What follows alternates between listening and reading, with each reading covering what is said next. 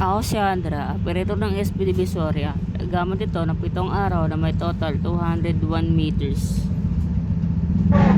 Ito po yung internet. Ang huling kulit po sa order, December 2024. Sa white naman po, January 2025. Ito po yung cupping na may 70, good condition po. Head clean.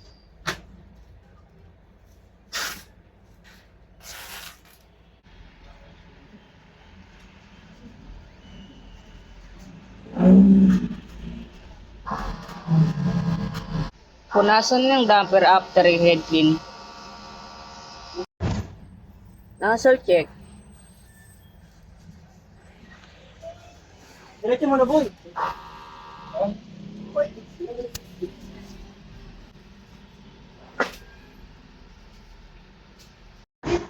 Ang huling pulit po ng damper, August 2024. Ang waste ng info nalinis ng isang araw. Ito po yung ground wire at ABR.